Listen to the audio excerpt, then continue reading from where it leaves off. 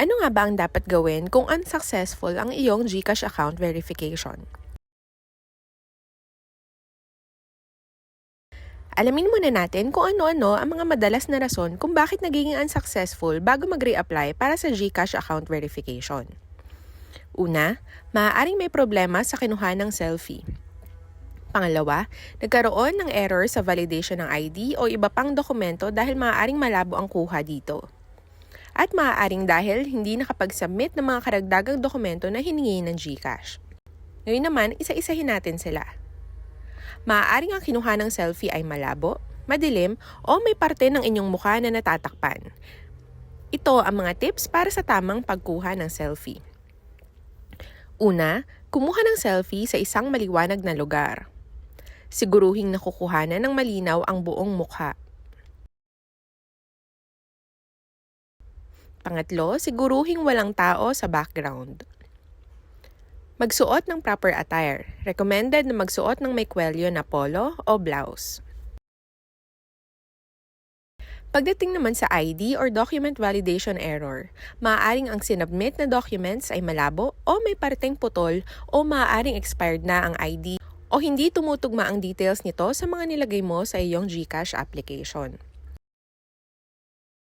Kaya naman, siguruhing tama at valid ang ID na sinasubmit at meron ditong makikita na ID number. Siguruhin din na ang mga detalye dito ay tugma sa mga detalye na fill out mo sa iyong GCash account.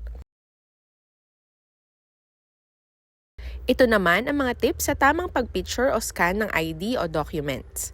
Una, gamitin ang copy ng original ID at hindi ang photocopy lang nito.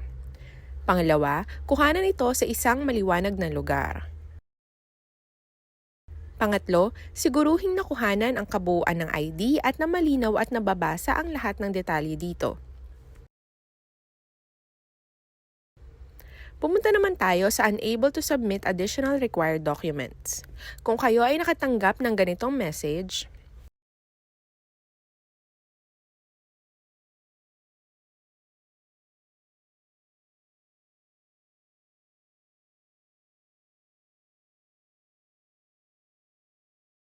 ito ang dapat gawin.